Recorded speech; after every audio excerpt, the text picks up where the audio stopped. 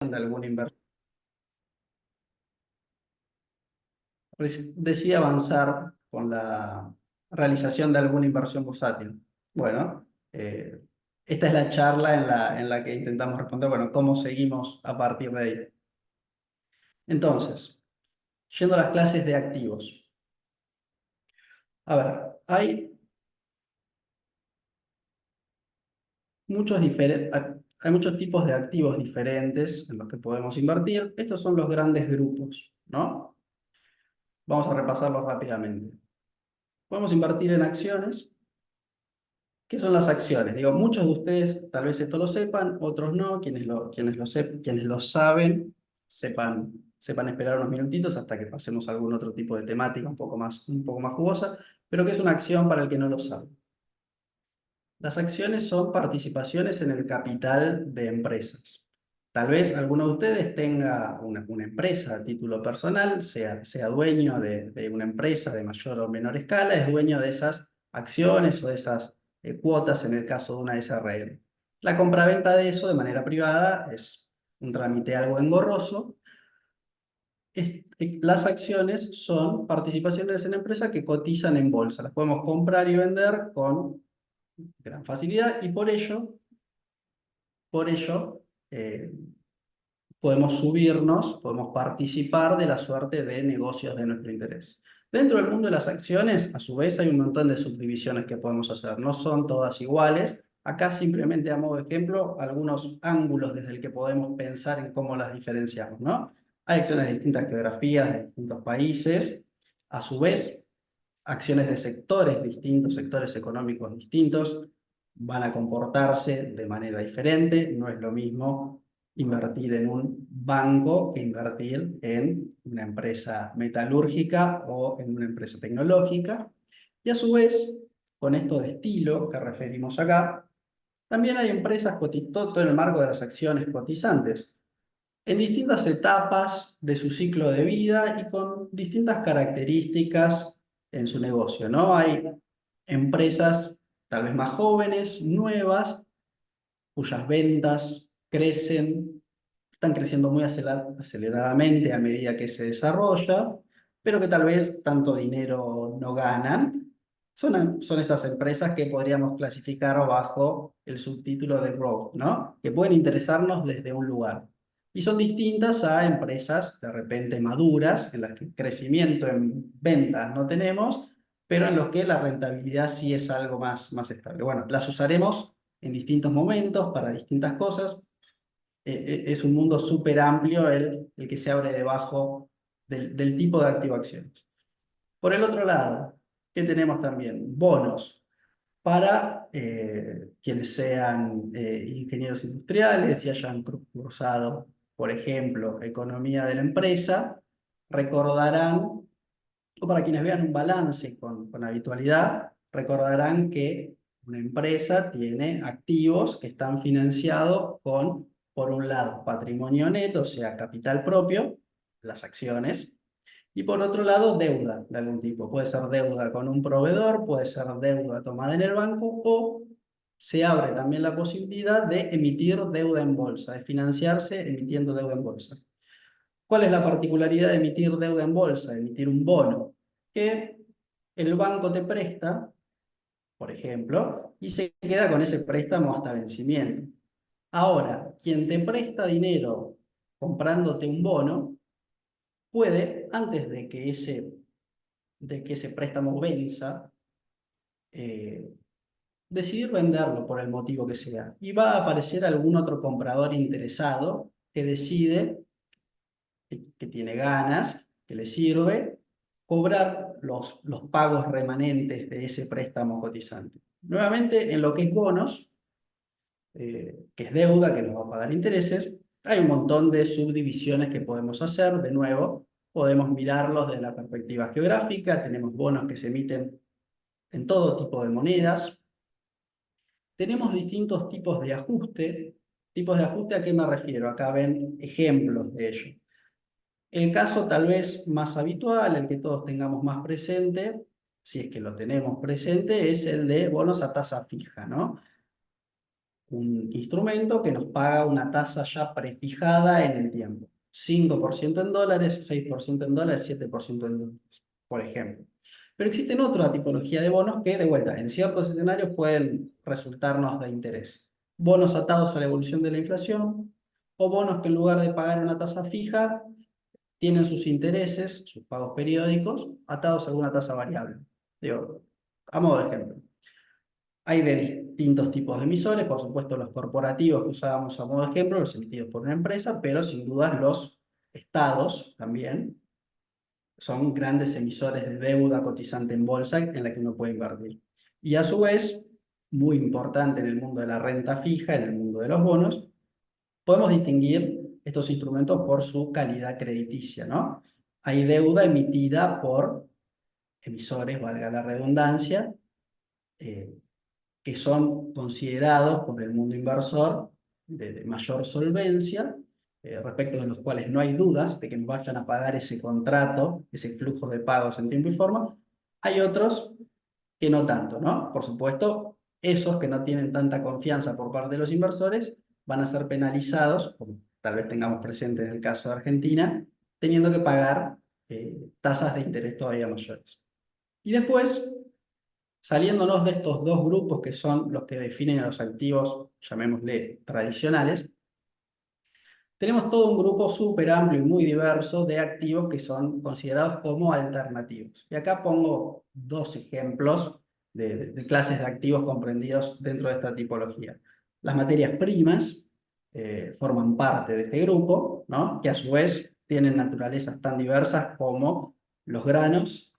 Podemos hablar de invertir en soja o en maíz por vía bursátil, o de repente metales preciosos que siguen una dinámica muy distinta.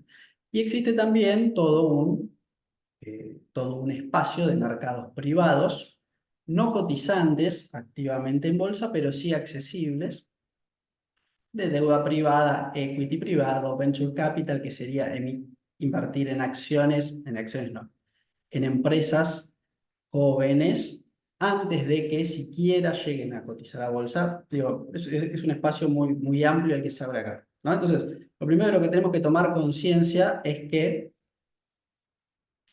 hay muchos activos diferentes en los que invertir y si decidimos avanzar con esa inversión bursátil, una de las preguntas que tendremos que responder es, bueno, ¿cuál es el universo de inversión del que en el que vamos a estar operando nosotros, ¿no? El de nuestro interés. Continuando, ese universo de inversión que definamos por el motivo que sea, ¿no? Bueno, lo tenemos que analizar de alguna manera, lo vamos a tener que analizar de alguna manera para... Disculpen, los interrumpo. ¿Ustedes están viendo este cartel acá interrumpiendo el título? No, no, no se ve. Ah, perfecto, perfecto. Me estaba poniendo mal. Definido el universo, ¿no? O por lo menos sabiendo que hay un universo muy amplio de activos dentro de los cuales tendremos que elegir cuáles son los de nuestro interés. Bueno, después hay toda una serie de herramientas diferentes de las que podemos hacer uso para analizarlas, para intentar tomar decisiones más o menos educadas de en qué invertir y en qué no invertir, ¿no? De vuelta, ninguno de los listados que voy a presentar acá es exhaustivo, simplemente son a modo de ejemplo que los presento. Pero algunas de esas herramientas de las que podemos servirnos, ¿no? Podemos, por supuesto, ver cuáles son las valuaciones, ¿no? Prestar atención a las valuaciones de los activos de nuestro interés. Podemos analizar datos tanto económicos como financieros, o sea, datos de la economía y datos de repente de las empresas. Podemos estudiar, con esto de technicals me refiero a los precios, ¿no? ¿Qué están haciendo los precios de los activos de nuestro interés? ¿Hay alguna información que puedan brindarnos que complemente este otro tipo de análisis? Hay, de vuelta, a modo de ejemplo, hay inclusive en algunos casos patrones estacionales en algunos tipos de activos de los que podemos llegar a hacer uso, que podemos llegar a contemplar en nuestro proceso de inversión, en nuestras decisiones de inversión. Y después está también, como otro ángulo de análisis, el posicionamiento y los flujos, ¿no? El estudiar, más allá de cuánto valen los activos y qué están haciendo los otros actores, los otros inversores que invierten a la par nuestra a lo largo del mundo, ¿no? ¿A dónde está yendo la plata? ¿De dónde está saliendo? ¿Qué tan agresivamente vienen entrando o saliendo de algún tipo de inversión en particular? ¿Y cómo puede eso ayudar a que nosotros ajustemos nuestra propia decisión de inversión? Entonces, a modo de, continuando con las herramientas, ¿no? Valuaciones. Esta es una frase que da vueltas por ahí, valuation is destiny, digo, no necesariamente están así, pero este gráfico busca ayudar al título, ¿no? Con este gráfico, ¿qué buscamos mostrar? Les cuento qué tenemos acá, ¿no? Tenemos, por un lado, la línea roja que ven aquí a la derecha, es el retorno anualizado, o sea, el rendimiento compuesto promedio a lo largo de ventanas de 10 años, o sea, cada uno de estos puntos mira 10 años para atrás y calcula cuál es el rendimiento promedio que hubo a lo largo de esa ventana de tiempo en particular.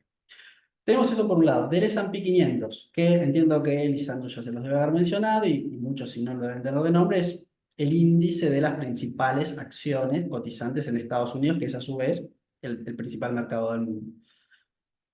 Y tenemos por otro lado una métrica que más allá de los pormenores es, concentrémonos en esto, PE. ¿Qué quiere decir? Price to Earnings. El precio, busca medir el precio de las acciones en relación a algún tipo de definición de sus ganancias, ¿no? ¿Cuánto valen las acciones en relación a cuánta plata están ganando, ¿no? Este índice que está acá, que está graficado sobre nuestra escala, sobre nuestro eje izquierdo, si ven, tal vez alguno note, está invertida la escala, ¿no? Acá dice 5 y acá dice 35. Y no solo eso, sino que está temporalmente desfasado. ¿Ven que acá dice más 10 años? Bueno, esto está adelantado en el tiempo, 10 años, para que machee gráficamente con este retorno anualizado. ¿Qué es lo que busco mostrar con esto, no?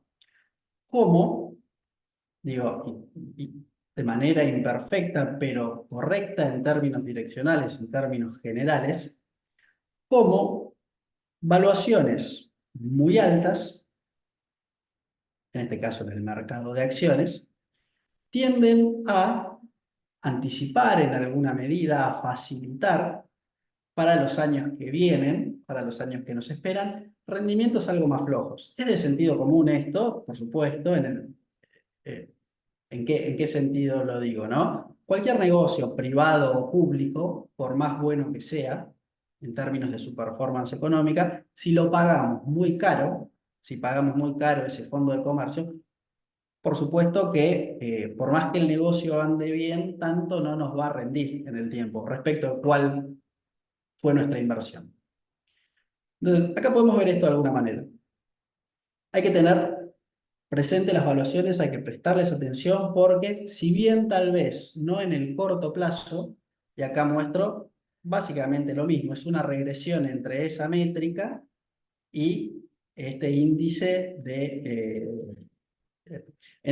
disculpen, una regresión entre los retornos en el tiempo, en este caso los retornos a un año, versus el nivel de evaluaciones prevalente.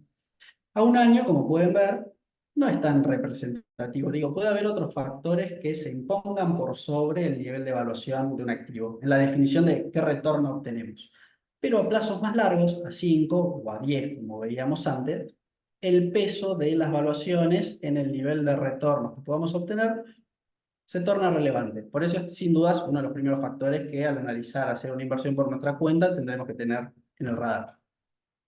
Después, más allá de cuánto valen las cosas, de cuánto valen los activos de ese universo de nuestro interés, ¿no?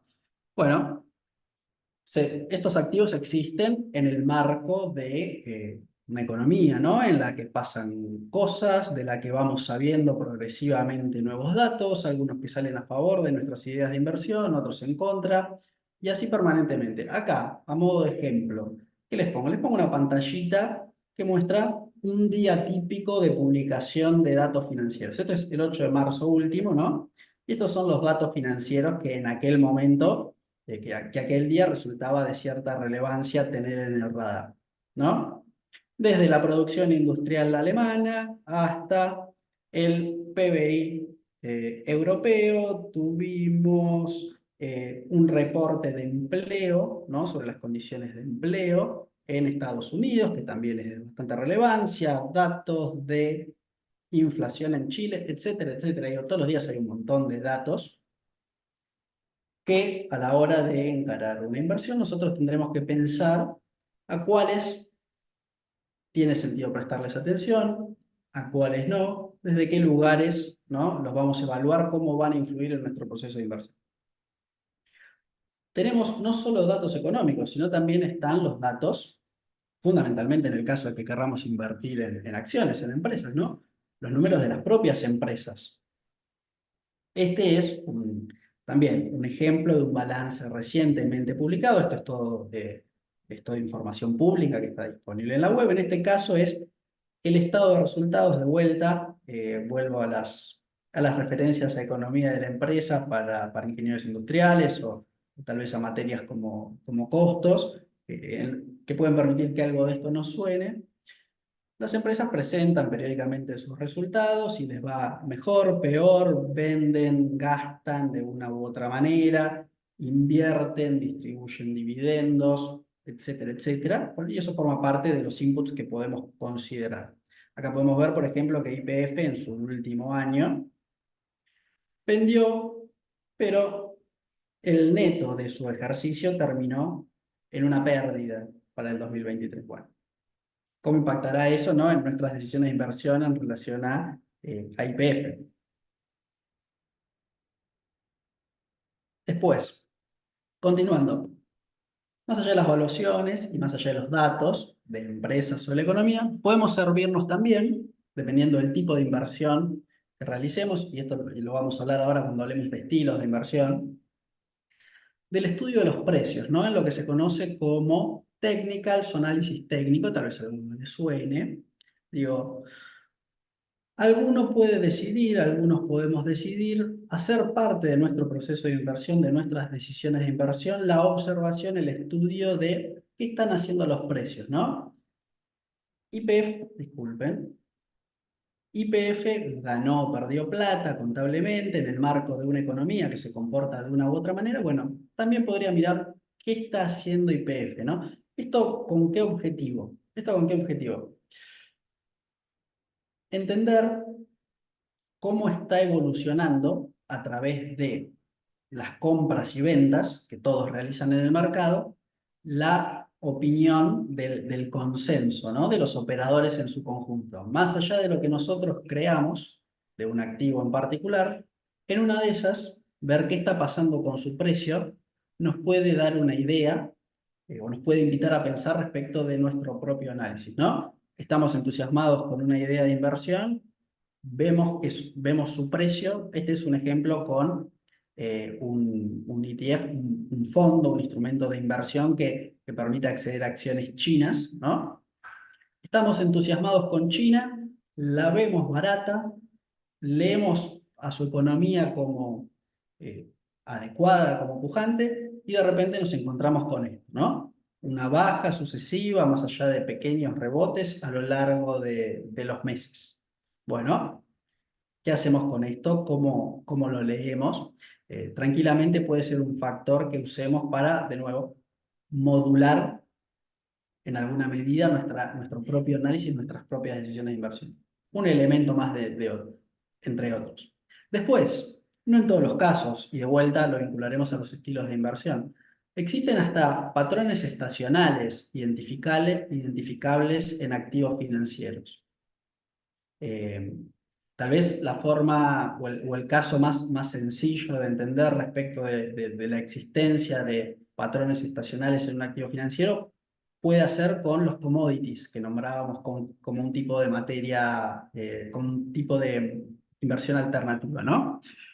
Un commodity como la soja, por ejemplo, tiende a tener un patrón estacional bastante marcado por el cual en el tiempo en el que se está sembrando, en esos meses en los que se está sembrando y el stock remanente ha disminuido, tiende a haber cierta presión alcista sobre su precio, lo cual es natural, tiende a haber menos soja en ese momento del año.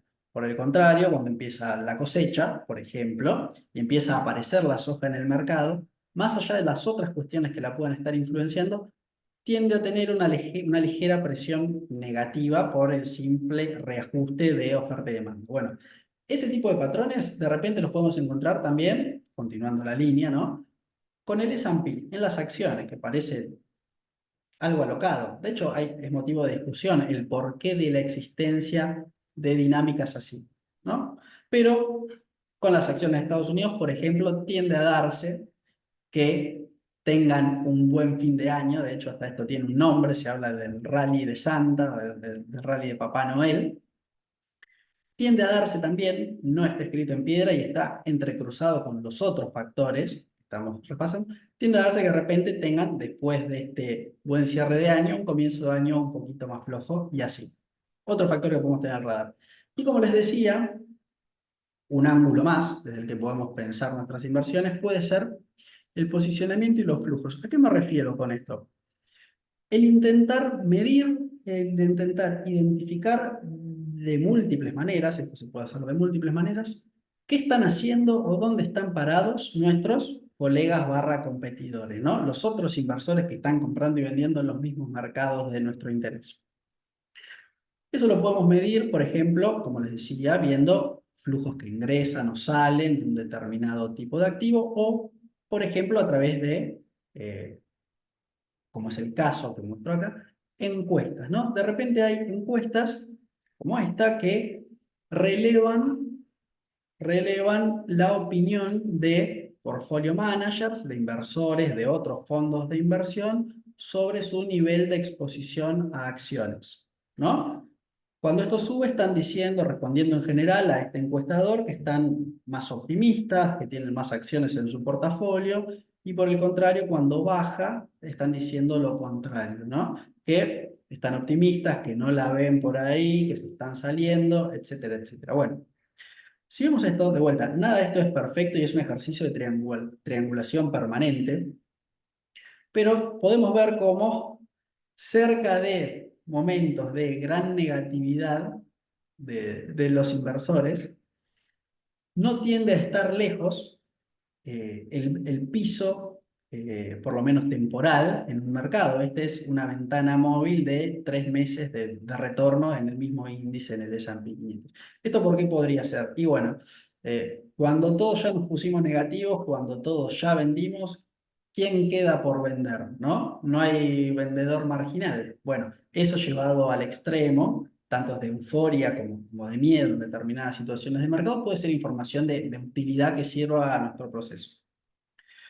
Entonces, todo esto, ¿no? Digo, activos, eh, activos de inversión, clases de activos diferentes, ¿no?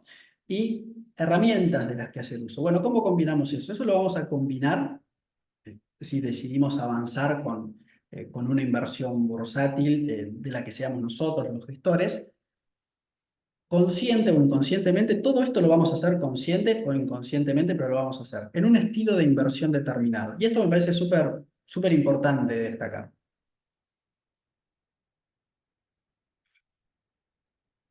¿A qué me refiero con estilo de inversión? Tal vez uno, en una primera aproximación al mercado bursátil, no vea, o por lo menos no con tanta claridad, que hay en realidad muchas formas diferentes de invertir. De hecho, la charla que tuvieron con Lisandro, pasando por la charla que estamos teniendo nosotros, y pensando respecto de la charla de trading algorítmico que los espera, creo que da cuenta bastante bien de que esto se puede hacer de distintas maneras, ¿no? Entonces, ese estilo de inversión, que por el motivo que sea, consciente o inconsciente, decidamos utilizar, tiene mucho que ver con nuestra personalidad, con nuestras preferencias. Digo, vamos a inclinarnos con el tiempo hacia ese estilo de inversión que mejor refleje nuestras características personales. De vuelta acá un listado no exhaustivo, ¿no? Podemos hablar de trading de alta frecuencia en los que diseñamos algoritmos para que operen en cuestión de segundos o inclusive en latencias menores a esa. Y se imaginarán que eso es bien distinto de invertir para el largo plazo de manera pasiva, comprando algún índice y dejándolo ahí sin tocar nada durante el resto de nuestra vida activa, ¿no? Hasta el retiro. En el medio hay grises, ¿no? Hay distintas escalas. Podemos inclinarnos hacia el day trading, o sea, la compra-venta en el mismo día, yéndonos todos los días a dormir cash. Digo, hay gente a la que por algún motivo le incomoda irse a dormir con una posición abierta. No quiere irse el viernes con una acción comprada temiendo que pueda el fin de semana, donde no hay control, donde no hay posibilidad de vender, aparecer algo que lo sorprende y que le juegue en contra. Tenemos este estilo de inversión denominado swing trading, en el que de repente lo que intentamos capturar por distintas metodologías son movimientos que tal vez se extienden por un par de semanas o hasta un par de meses. Y después podemos pensar en el largo plazo. Nosotros vamos a ejemplificar con un foco más puesto acá, pero no manteniendo una inversión de manera estrictamente pasiva, sino tratando de agregar valor a partir de la toma de decisiones con las que vayamos ajustando ese portafolio pensado para el largo plazo. Acá les comparto a modo de ejemplo, eh, tal vez algunos los conozcan, tal vez otros no, pero vemos a una cita son dos inversores súper conocidos que yo admiro profundamente, uno George Soros, muy conocido, y el otro Warren Buffett. Vean las citas de cada uno, ¿no? Soros diciendo que no importa si estás en lo correcto o no, o sea, no importa si compras algo y sube o si lo compras y baja, sino que lo que importa es cuando ganás, cuánto ganás y cuando perdés, cuánto perdés. Este inversor legendario que ha obtenido retornos súper destacados a lo largo de los años, de repente se movía más acá, ¿no? Era un operador que movía su portafolio muy activamente, compraba, vendía, iba para un lado, iba para el otro, apalancaba su portafolio. Digo, nada que alguien súper experto como este tipo pueda ni se le recomienda hacer. Y del otro lado del espectro tenemos a este inversor también, una leyenda viviente, Warren Buffett, que vean una frase típica de él. Su periodo de mantenimiento, en su caso de inversiones en acciones, este inversor invertía en todo tipo, en toda clase de activos, es para siempre. O sea, a él le pueden cerrar la bolsa 5 años, que no le importa mucho porque total el horizonte con el que compró a esas acciones, a esas empresas que analizó muy profundamente, va más allá de eso. Ambos con retornos comparables, ambos les fue súper bien. Digo, son dos ejemplos bien patentes, bien claros de este espectro en el que nosotros también, si decidimos invertir por nuestra cuenta, vamos a caer. Entonces, ¿por qué, no? Esperen, disculpen. ¿Por qué no solamente hacer esto? ¿No? ¿Por qué no comprar algo, dejarlo ahí, que en el largo plazo va para arriba, como bien les explicó Lisandro, y empezar a complicarnos la vida haciendo algo de esto, ¿no? Bueno, uno, si tiene la paciencia suficiente y el estómago como para, de manera inmutable, por ejemplo, pasar 10 años o 15 años sin que su capital haga un nuevo máximo, como se ha visto en algunos periodos, afortunadamente no mucho, pero algunos periodos de la historia del mercado, bueno, podría ser eso, ¿no? La mayoría de las personas, sea por ansias, sea por falta de estómago, sea por lo que sea, no podrían aguantar tanto tiempo sin second guess, digamos, sin reinterpretar sus decisiones originales. Para ejemplificar esto, acá mostramos los días hasta un nuevo máximo de vuelta en el S&P 500, que usamos como referencia para mayor consistencia. Y estos son días Ojo, estos son días de máximos nominales. Por ejemplo, en Estados Unidos tuvimos en esta época una inflación bastante elevada que hizo que este periodo en términos reales sea bastante más extenso. Entonces, pasamos luego a, bueno, ¿cómo podemos eh, pensar en unificar estas patas, ¿no? Identificar ese universo de inversión que es de nuestro interés, eh, identificar esas herramientas que para nuestro universo de inversión y considerando el estilo de inversión que vamos viendo que mejor machea con nuestra personalidad, con nuestras capacidades, vamos a utilizar. Bueno, ¿cómo podemos integrar eso en un proceso de inversión? Nuevamente, todo esto, quien invierta por su cuenta lo va a hacer consciente o inconscientemente, ¿no? Entonces, pensando en algo de este estilo, ¿no? Porque digo, algo de este estilo tiene un día a día, va a tener un día a día distinto al de este y al de este. Pensemos en algo de este estilo. Bueno, ¿qué tendríamos que preguntarnos, no? ¿Cómo es esa sucesión de pasos o de cuestiones que tendremos que atender en pos de darle forma a un portafolio de inversión? Me tomo un segundo, chicos. ¿Escuchan todos bien? ¿Se ve todo bien? ¿Me dicen por favor si no? Todo Todo bien. perfecto. Perfecto. Bien. ¿Sí? Todo perfecto. Seguimos nomás. Bárbaro. Excelente, fuerte y claro. Bueno, me Todo alegro, me perfecto. alegro. Entonces, ¿cómo empezaríamos, no, a juntar todo esto para tomar decisiones de inversión con un enfoque de esa naturaleza? Ok, lo primero, clave, y es algo tal vez a priori por lo menos contraintuitivo, no es el lugar natural desde el que nos acercamos a la inversión bursátil, pero está bueno aprenderlo cuanto antes, ¿no? ¿Cuál es la forma a la que todos, digo yo, todos en general, nos vamos a acercar a la inversión bursátil? ¿No? Nos vamos a acercar de, pensando en términos de si nos gusta o no nos gusta una determinada inversión, ¿no? Si nos parece que YPF es una buena empresa y va a andar bien en el tiempo, o si no lo va a hacer, o si las acciones de Estados Unidos lo van a hacer o no lo van a hacer. Pero el mercado no funciona así. Por supuesto que tendremos que hacernos una idea de si pensamos que la inversión en cuestión de nuestro interés o las inversiones en cuestión de nuestro interés van a andar bien o no lo van a andar.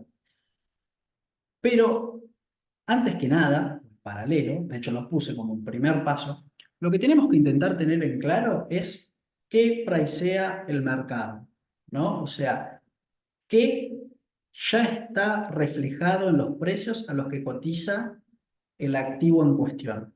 Porque, como digo acá, no importa qué sucede, sino qué sucede respecto de lo que los precios ya reflejan.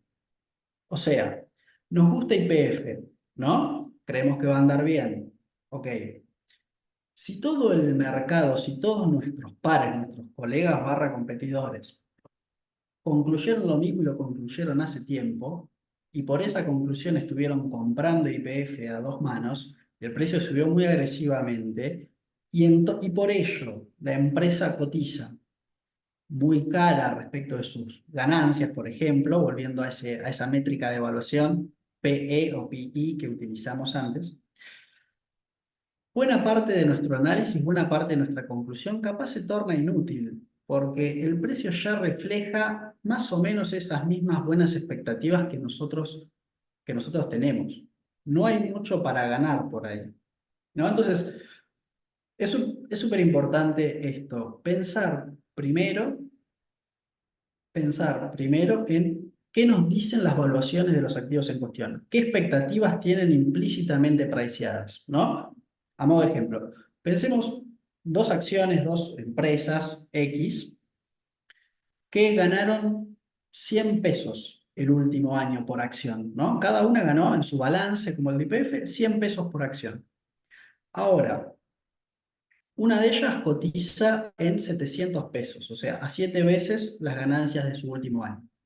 Otra de ellas cotiza a 2.100 pesos, 21 veces las ganancias de su último año. ¿Cuál es la diferencia, ¿no? En que coticen así, siendo que su pasado reciente ganaron la misma cantidad de plata. Bueno, tal vez la que cotiza 21, el año anterior había ganado 50 y el año anterior 25 y viene duplicando sus ganancias en el marco de un negocio que está funcionando espectacularmente bien, respecto del cual hay muy buenas expectativas, por lo cual los actores del mercado se permiten pagar más caro en relación a sus ganancias recientes esa empresa, porque consideran que sus expectativas van a tomar forma inclusive por arriba de eso. Mientras que respecto de la otra empresa que cotiza 700 pesos, tal vez el año anterior había ganado 90 pesos y el año anterior había ganado 80 pesos, y los analistas en su conjunto no le ven espacio para cambiar mucho ese ritmo de desarrollo. Entonces no quieren hundir su capital, no con el nivel de profundidad con el que quieren hacerlo en la otra empresa, en algo que no vaya a crecer a un ritmo que les satisfaga. Esto es súper importante. Acá, a modo de ejemplo, ¿qué traje? ¿No? Asumiendo que queremos, en este caso, ¿no? De un portafolio multiactivo que compra acciones, que compre bonos y pensado para el mediano y largo plazo. ¿Qué tenemos acá? Acá tenemos, creo que se ve muy chiquito, les pido disculpas si es así, pero dice United, United States Treasury Break-Even Inflation. La inflación break-even. ¿Esto qué es? Esto es para los próximos 36 meses, la inflación anual priceada, asumida por los precios del mercado. En este caso, por ejemplo, ¿cómo se calcula? Hablamos al principio de que hay bonos que ajustan por inflación y de que hay otros que pagan tasa fija, ¿no? Bueno, si uno compara para los distintos plazos, en este caso, bonos del Tesoro de Estados Unidos, ¿no? El bono que actualiza su capital por inflación y sobre eso me paga una tasa real, versus el bono que me paga una tasa fija, al compararlos punto a punto, yo puedo derivar cuál es la inflación break-even, ¿no? La inflación que el mercado considera mayoritariamente que va a tomar forma, por la cual en esas cotizaciones le resulta indistinto un activo versus el otro, ¿no? Entonces, sigamos con este ejemplo, ¿no? Vemos este caminito inflacionario o vemos esas evaluaciones respecto a las ganancias de una empresa. Bueno, el segundo, por supuesto, pues tenemos que seguir, contrastar eso contra, como les decía, lo que vemos nosotros, ¿no? Tenemos ese camino inflacionario. Entonces, si queremos decidir si compramos más bonos que ajustan por inflación o más bonos que pagan un interés fijo, ¿no? Bueno, tenemos algo de todas esas herramientas, algún modelo, algún dato económico, algún tipo de análisis que nos permita tomar una postura a nosotros, ¿no? Definir qué vemos nosotros respecto a este tipo de activo en particular. Acá, a modo de ejemplo, tenemos la inflación de Estados Unidos, digo, para continuar con la línea anterior, es la línea roja que vemos acá, el CPI, que de hecho se publicó hoy y salió un poquito más alto de lo esperado, versus un modelo imperfecto, como todos los modelos, por supuesto, que sugiere que la inflación podría empezar a repuntar en alguna medida. Así que imaginemos que esto es bueno, ¿no? Tenemos un camino de inflación o un camino de ganancias proyectado y tenemos algún estudio, algún análisis que nos lleva a concluir que nosotros, por el contrario, vemos que la inflación puede evolucionar de manera distinta a este caminito. ¿Ok? Bueno, continuando con esto, ¿no? Tenemos esa visión, o por lo menos mayoritaria, tenemos esa visión como predominante, pero no tenemos que olvidarnos, ¿no? No tenemos que olvidarnos. Siempre en lo que es inversión bursátil vamos a estar hablando de probabilidades. Lamentablemente, muy a mi pesar, creo que todos los que estamos en esto lo hemos intentado, pero las soluciones cerradas, definitivas, en esta disciplina no existen y se le termina dando mejor, pienso yo, en mi opinión, a quienes logran ajustar su forma de pensar, ¿no? A términos probabilísticos. Estamos permanentemente construyendo escenarios, actualizándolos, y contrastando esos escenarios que iremos modificando a medida que tenemos nueva data respecto de lo que está priceado en el mercado, para ver si hay algún gap que tenga sentido aprovechar. Esto es a modo de ejemplo, 3 escenarios sobre cómo podría evolucionar el crecimiento, la inflación y la liquidez, probabilidades que les asignamos, cómo variaron en el último tiempo. Me pareció, no sé si divertido, pero interesante esto, continuando con las analogías de las materias de la facultad. Tal vez alguno recuerde el teorema de Bayes, ¿no? Que vimos en probabilidad y estadística. Bueno, no es que estemos haciendo esta cuenta, en algunos casos sí, pero digo, no necesariamente, pero esa filosofía, la de el razonamiento aproximado por el cual asignemos probabilidades como medida de credibilidad a las hipótesis y las vayamos actualizando con nueva evidencia, es algo eh, con lo que permanentemente trabajamos. Digo, esto es un modelo y no necesariamente nos va a asegurar que esta sea la dirección de la inflación. Pueden aparecer otros factores que no evaluamos adecuadamente, que no modelamos adecuadamente, que hagan que este escenario, más allá de que sea nuestro predilecto, no se termine manifestando. Y bueno, tenemos que tener eso en el radar, pensando desde esta óptica.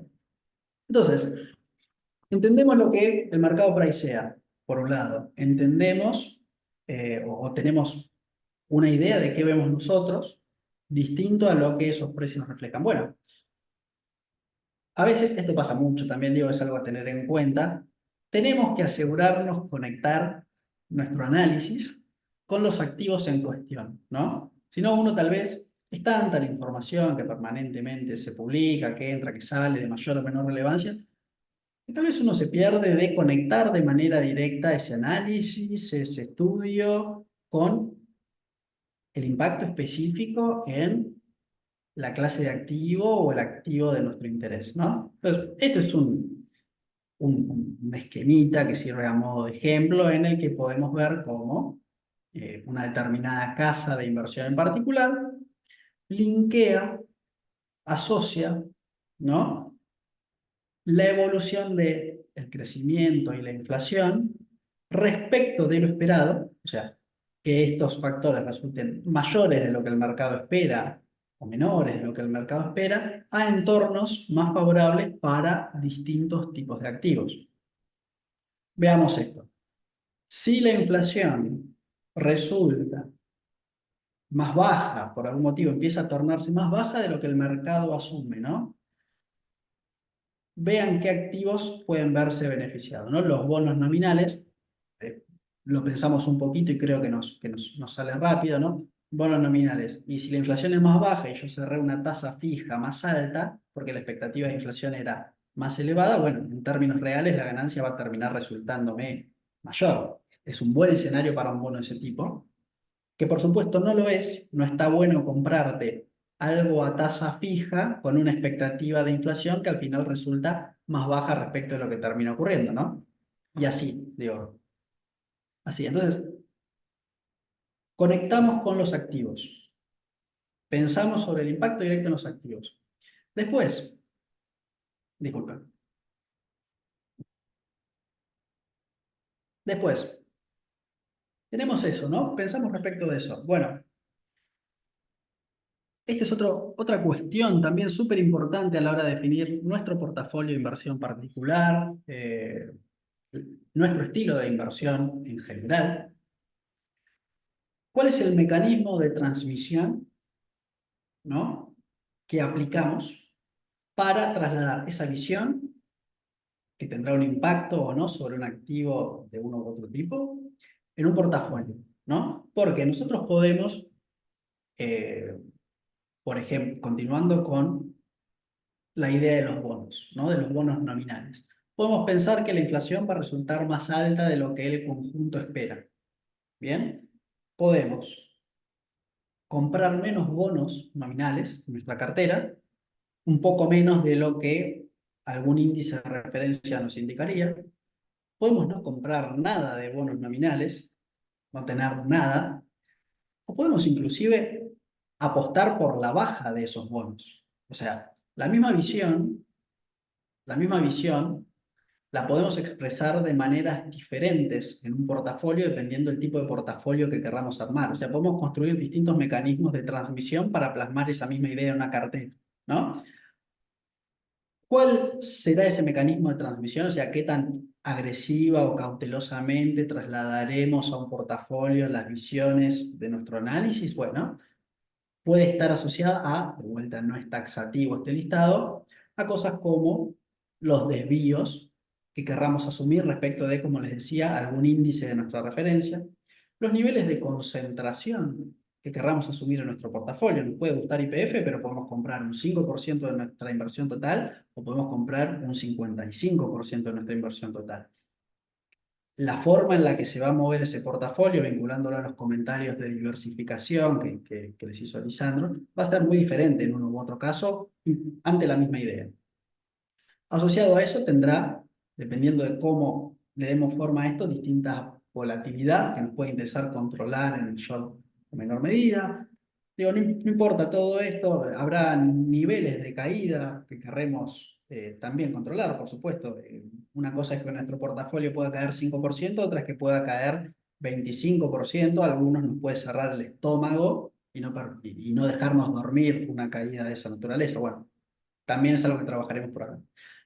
Y puede ser, por supuesto, este mecanismo de transmisión de naturaleza más discrecional, subo o bajo exposición, de una u otra manera, o de naturaleza más sistemática, y lo podemos pensar en algún modelo con el que darle forma a esto. Luego, resolvimos, de vuelta, todo esto lo hicieron, lo sepan o no lo sepan, se detengan a pensarlo o no, cuando terminaste comprando una acción o un bono en alguna medida, más consciente o más inconscientemente, pasaste por toda esta sucesión de pasos. Después está la cuestión, por supuesto, de la selección del instrumento. Podemos tener una idea respecto de algún tipo de activo en particular que expresaremos en tal medida en nuestro portafolio, pero puede haber más de un instrumento específico de inversión con el que darle forma a eso, ¿no? Si es YPF, es YPF, no hay mucha vuelta que darle. Queremos comprar esa empresa.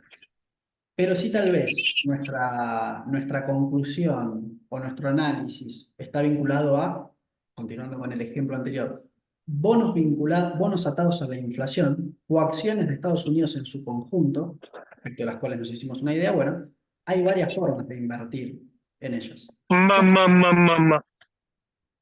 Mamá, mamá, mamá. Disculpen. Mamá, mamá. Mamá, mamá. ¿Hay alguien Mamá.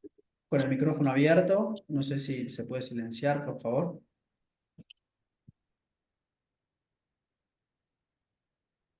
¿Continúo? Sí, continúa Tommy, por favor. Dale, sigo. Entonces, cerrando la idea, puede haber más de un instrumento a través del cual darle forma a nuestra idea de inversión. Para su selección, también puede ser más discrecional o más sistemática, pero estos son algunos de los tantos factores que podemos llegar a considerar. Por supuesto, el costo, algo que les destacaba Lisandro, es con lo que más certeza tenemos, así que no es una cuestión menor, no es una cuestión a desatender cuando vamos a invertir por nuestra cuenta. La liquidez que nos dé para entrar o salir con facilidad, si nos da exposición a ese activo a ese activo de inversión de manera activa, digo, hay un manager además metiendo mano en ese portfolio o subportfolio, o simplemente nos da una exposición pasiva y directa, etcétera, etcétera. Y acá un ejemplo, ¿no? Más que nada para cuando tomemos exposición a alguna tipología de activo a través de una gestión activa. Esto es, en lugar de comprar, por ejemplo, bonos de empresas latinoamericanas, compremos o invirtamos en un fondo de inversión gestionado por un manager particular especializado en bonos de empresas latinoamericanas. Nos ahorramos la selección de esos bonos, pero puede haber variabilidad, ¿no?, entre los resultados que uno u otro manager nos otorga. O sea, no es lo mismo cualquier instrumento de inversión para darle forma a esa idea. Acá vemos el gap para distintas clases de activos, ¿no? A lo largo de, esto es, 20 años de haber invertido con el mejorcito del espacio o el peorcito del espacio, ¿no? Entonces, eso respecto del ejemplo del proceso de inversión, ¿no? De cómo concatenar estas partes para ir dándole forma y mantener actualizado nuestro portafolio de inversión.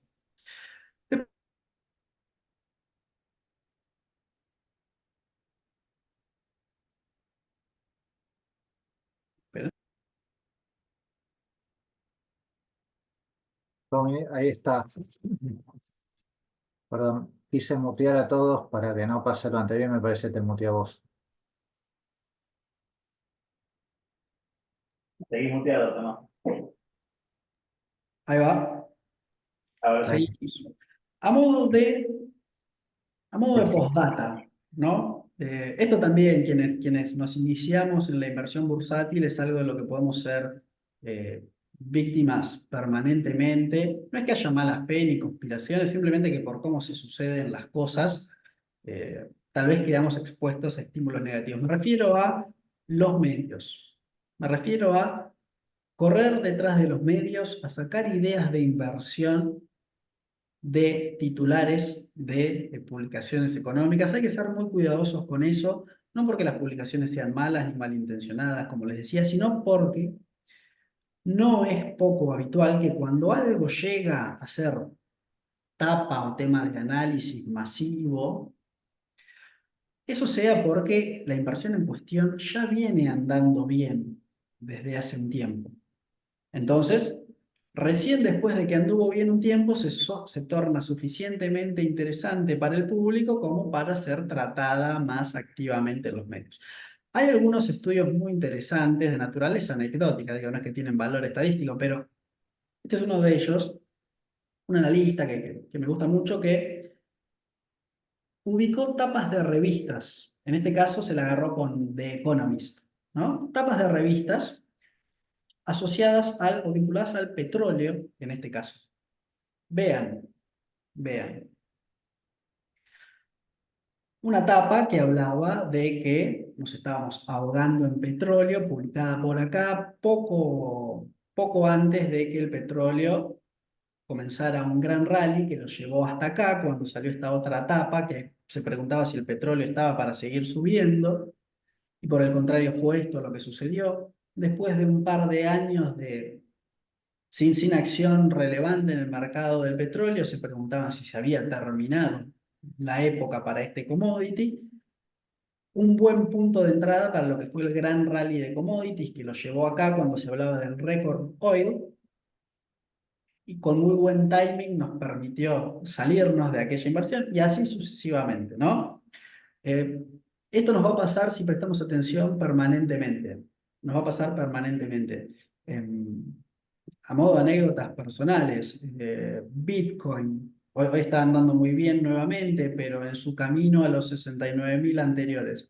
Yo recuerdo cerca de esos 69.000 ex compañeros de trabajo, con los que hacía muchos años que no hablaba, escribiéndome, sabiendo que tal vez yo me dedicaba a esto, para preguntarme por el Bitcoin. O me recuerdo en el microcentro porteño yendo a comprar algo para almorzar y escuchar a las personas adelante y atrás mío, en la fila, mientras esperaba por bien salada, hablando de criptomonedas y Bitcoin. Digo, no significa que sean una mala inversión, sino que estas señales que tal vez tienden a generarnos un cierto estímulo, que es el de ir por esa inversión, tal vez tienen más valor, si es que lo tienen, tal vez tienen más valor si es que lo tienen, hasta como señales contrarias, como indicador de, che, ¿qué pasa que no estaremos todos parados del mismo lado, vinculándolo a cuestiones de posicionamiento, encuestas y demás?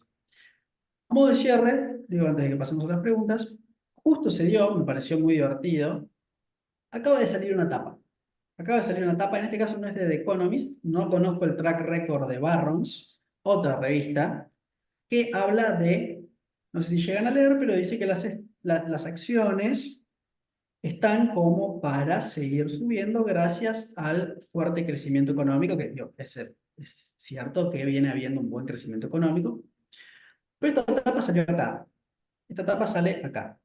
Después de un rally bastante generoso que ya venimos experimentando en, nuevamente, el S&P 500, el índice este de acciones de grandes empresas estadounidenses. Así que en breve me parece que vamos a tener un caso más para sumar al anecdotario este y veremos si Barrons tiene mejor ojo para el timing que tal vez The Economist. Con eso, gente, termina mi exposición, los slides que tenía preparados como para presentarles, para discutir con ustedes, y bueno, quedo abierto, por supuesto, a las preguntas.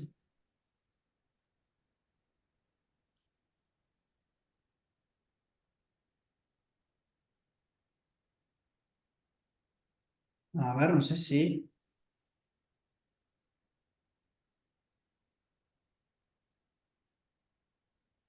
¿Por qué no se... La última pregunta que veo que ingresó es sobre los impuestos. Como les dije, preguntan por qué no se incluye el análisis de los impuestos, que varía según el lugar geográfico. Por supuesto que es una consideración también. No la puse en mi listado, eh, porque tal vez no es, por supuesto que es de gran relevancia, no es tan directamente bursátil, me interesaba enfocarme ahí, pero sin dudas es una consideración adicional que tendremos que tener. No sé si alguien... ¿Cómo se manejaron en la sesión previa? Si quieren que vaya levantando preguntas de acá, si no las hay, si alguien quiere tomar la palabra y preguntar algo. Hay una pregunta sobre TradingView, TradingView. evaluación de empresas y después, ¿qué utilizás para analizar S&P 500? A ver, TradingView. La pregunta, no sé si será de qué tan útil o qué no tan útil es.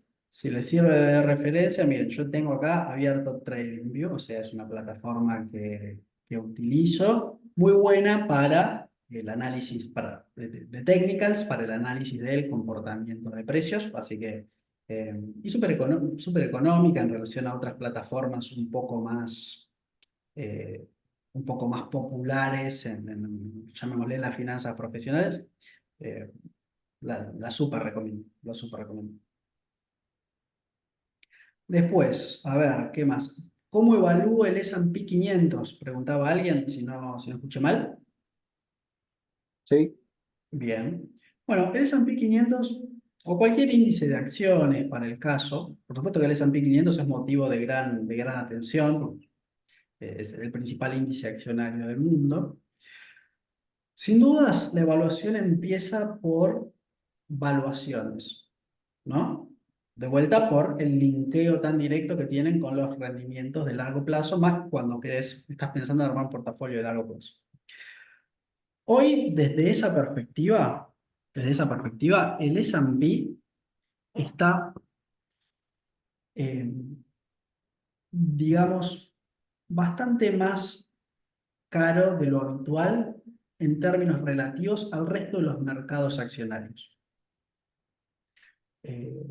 Cotiza con un premio. Siempre las acciones de Estados Unidos son un poquito más caras, por lo menos desde hace décadas, ¿no?, que las del resto del mundo. Esto es justificado en el sentido de que Estados Unidos es una economía súper pujante en la que las empresas en promedio han tendido a ganar más plata. Entonces, si tienden a ganar más plata en promedio, tiene sentido, ¿no?, reconocer, como hablábamos, una justificación algo mayor. Pero bueno, ese premio hoy está algo bastante más sobreextendido de lo habitual, así que desde esa perspectiva lo veo con un poquito de cuidado. Después, desde lo técnico, ¿no?, desde el comportamiento del precio. El comportamiento del precio, como veíamos en la tapa de Barrons, esperen que, como veíamos en la tapa de Barrons, viene teniendo ya un buen trajín, viene evolucionando favorablemente hace una buena cantidad de meses. Me da la impresión de que en el no sé si corto plazo, pero sí, en corto plazo.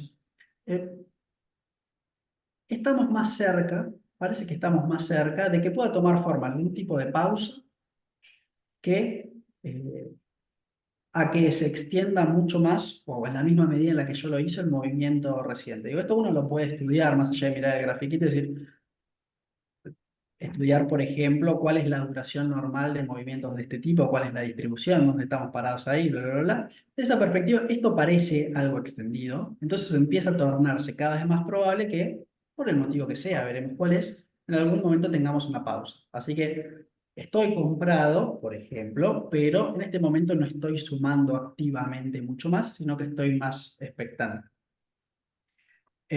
Siguiendo con las preguntas, me habían hablado alguna otra, si no abro el chat y levanto alguna más. Habla para un tipo de inversor agresivo, ¿qué tipo de inversión recomendás? Otra dice, ¿qué fondos comunes de inversión opera o están disponibles y cuál tiene más rentabilidad? Ok, ok, bueno, vamos con la pregunta del inversor agresivo. Un inversor agresivo, por definición, va a ser alguien que eh, tolera más riesgo, digo, no es nada brillante lo que estoy diciendo, pero eso en la práctica, ¿cómo se refleja? Volviendo a esto de los mecanismos de transmisión, ¿no? Es alguien que naturalmente va a aceptar un nivel de concentración mayor en sus tenencias. Por lo tanto, si es que lo tiene desviándose más marcadamente de cualquier índice que pueda tomar como referencia en pos de obtener mayores retornos. ¿A cambio a qué se va a exponer? A que ese zigzag que medimos como volatilidad de su portafolio sea bastante más agudo y eventualmente puede ser víctima también de caídas en su capital algo más marcadas, en pos de buscar, de nuevo, como les decía, retornos más elevados.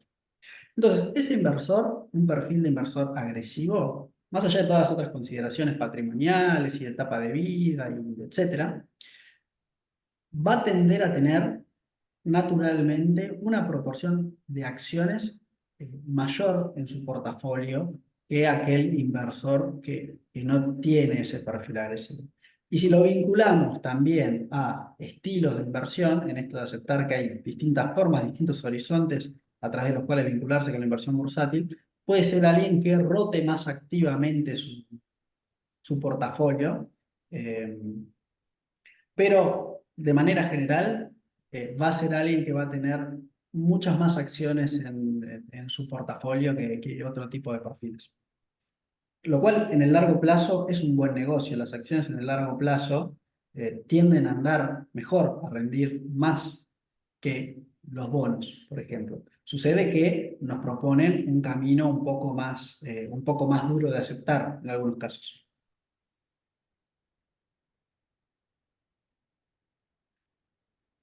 Cuando se habla de interés compuesto, comprar barato y vender caro sin importar el activo, preguntan.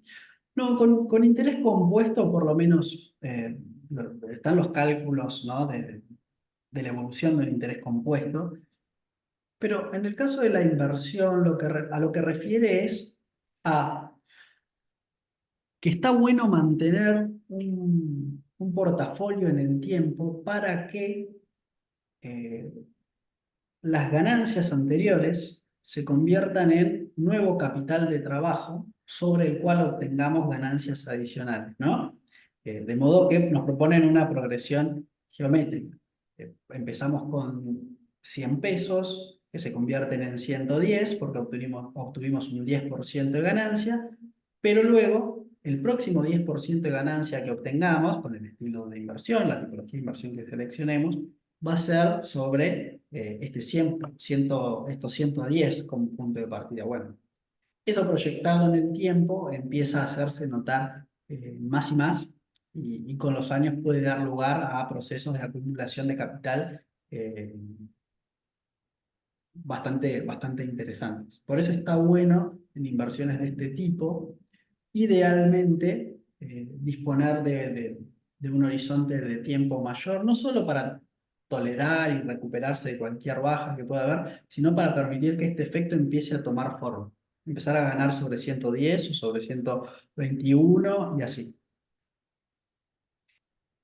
Hay un par de preguntas también, vamos a tratar de sintetizar. Hay uno que está preguntando Dale. si la inversión de largo plazo, si es una inversión de largo plazo, ¿qué tanto debe importar la variación del activo y qué indicadores podrían tener en cuenta para algo a largo plazo, más de 10 años? Y tiene un reply para como que hay dos personas interesadas en la misma respuesta. Y después hablan el tema de cuando se habla de comprar, diversificar comprando oro, cómo lo lleva a la práctica un inversor chico. Ok, Y ¿qué más? Después hay dos preguntas dando vuelta de fondos de inversión y rentabilidad, más o menos. Eh, bien. Bueno, entonces tenemos fondos, oro e inversión de largo plazo. Digo, que ver o indicadores. cómo pensar. Que ver o cómo pensar.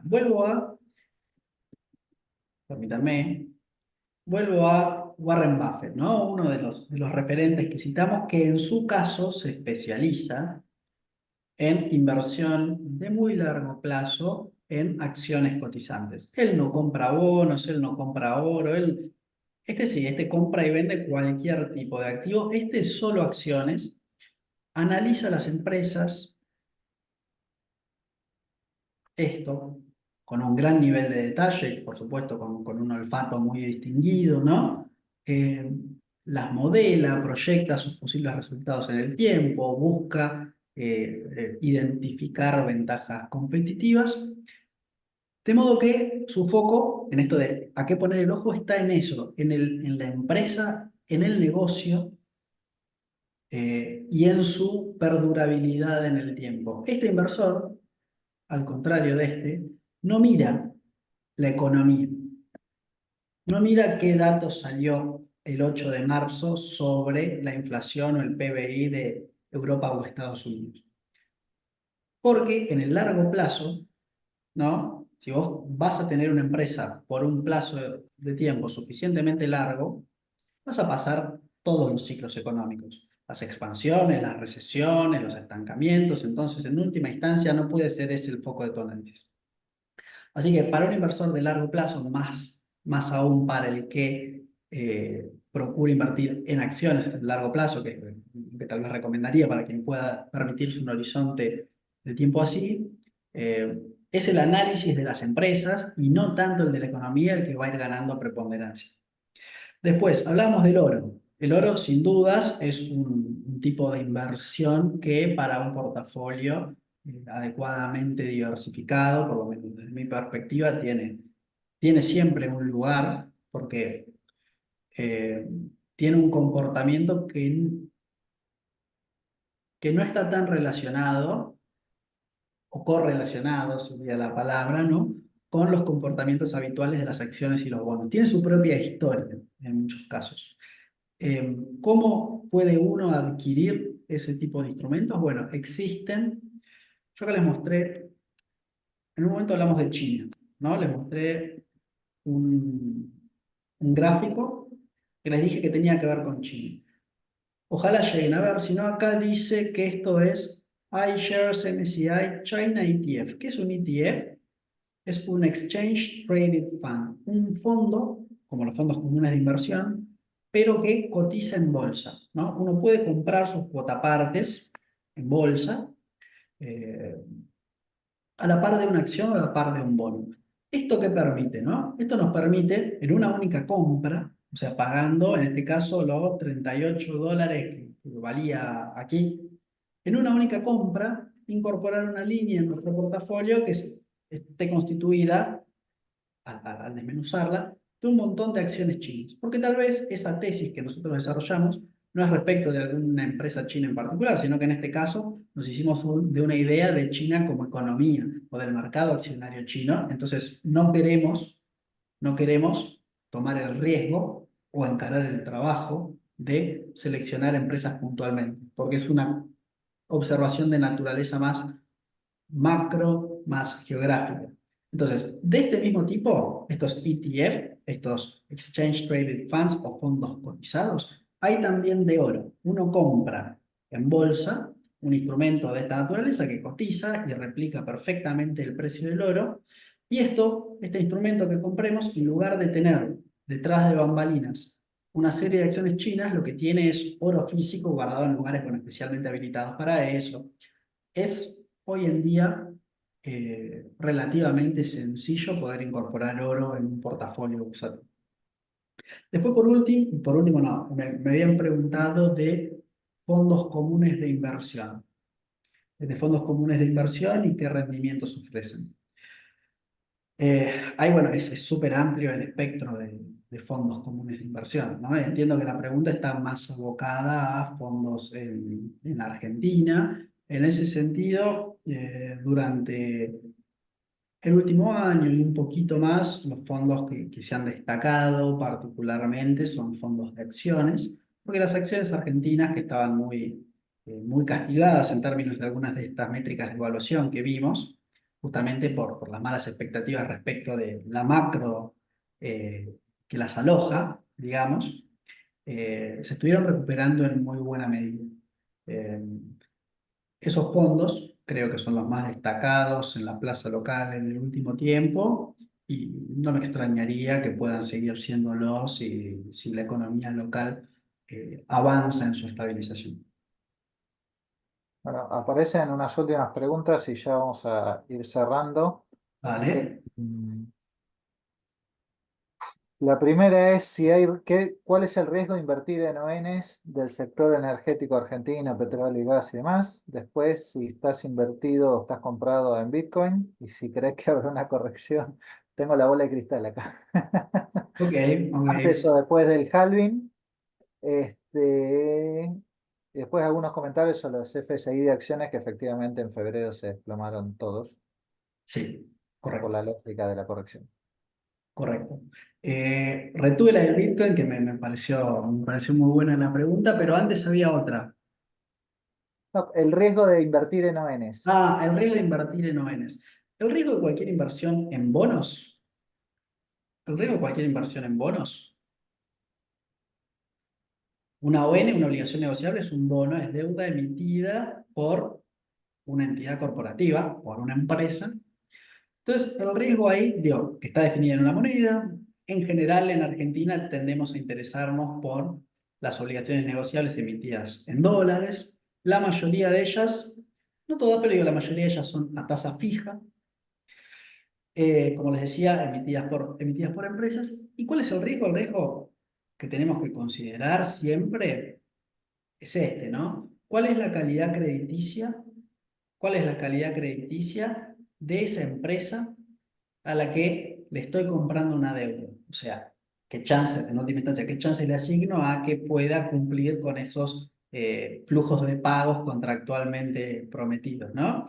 Para hacer eso, si lo vamos a hacer por nuestra cuenta, lo más sensato es, por supuesto, más allá de que el nombre de la empresa pueda ser reconocido y de que uno sepa que tiene un buen historial, un buen carácter, como se le dice, para tomar de manera educada este tipo de inversiones, uno tiene que venir acá.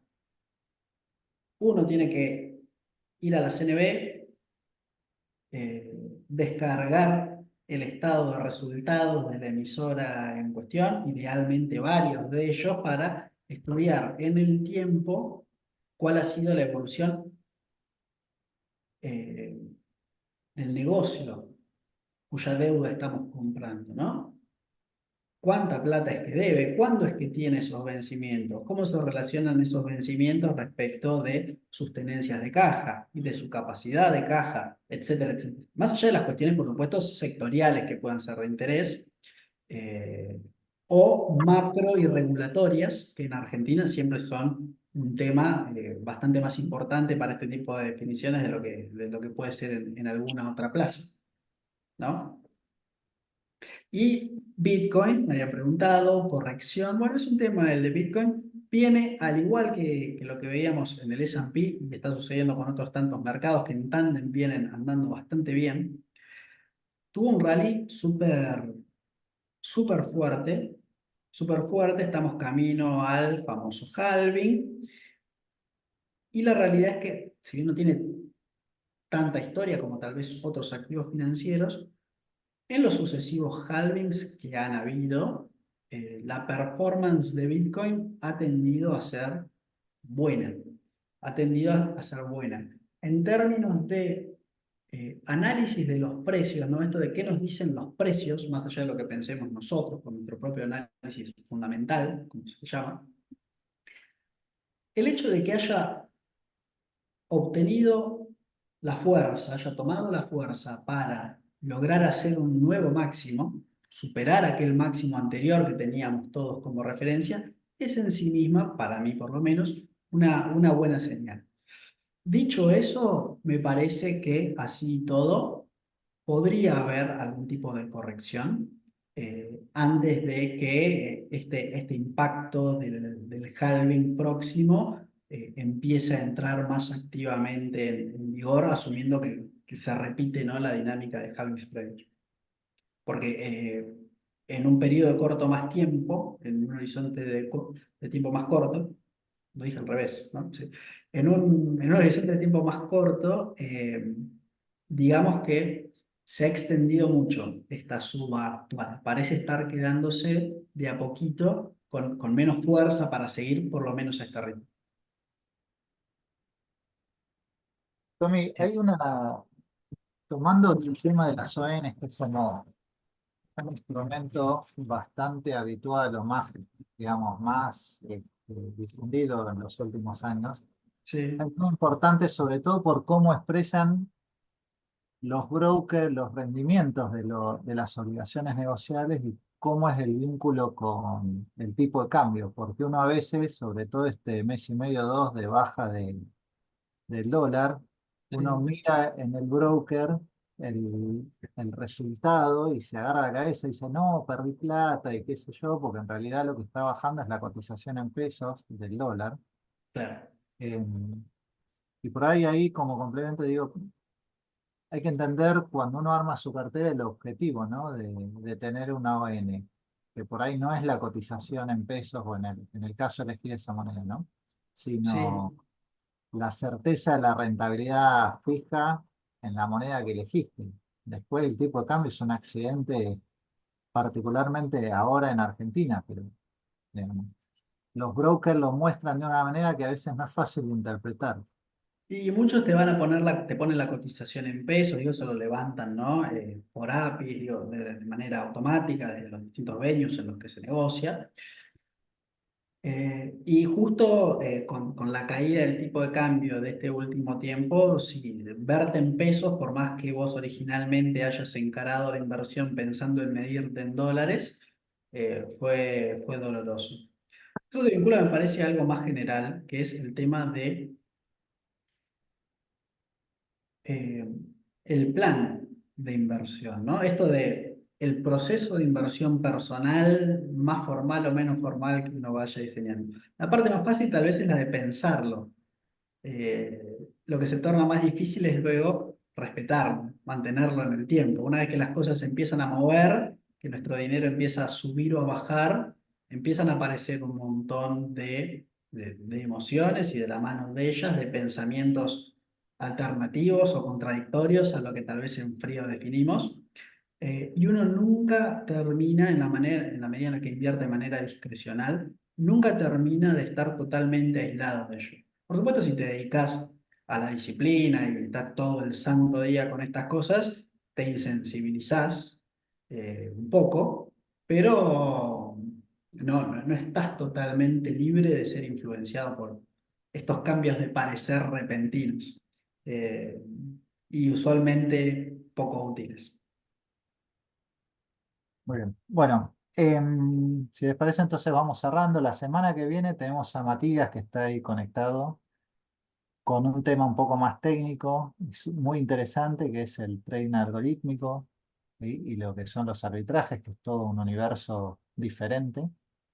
Y la última sesión va a estar relacionada a elementos de cobertura fuertemente usados por pymes, pero que también le sirve al inversor individual para entender cómo se operan algunos instrumentos que se usan para ese fin, ¿no? Para cubrirse de posibles movimientos futuros. Así que bueno, les agradecemos a todos los que se estuvieron conectando a lo largo de esta hora y casi 30 que estamos en línea. Nos vemos la semana que viene y gracias nuevamente. Chao a todos, un placer. Chao a todos. Gracias. Chau, Chau. chau. Muchas gracias. Gracias, Chao, Tomás. muchas Gracias, gracias. Nicolás. Adiós. Gracias, chicos. Gracias. Chao, buenas noches. Buenas noches. Chao, buenas noches. Muchas gracias. Adiós.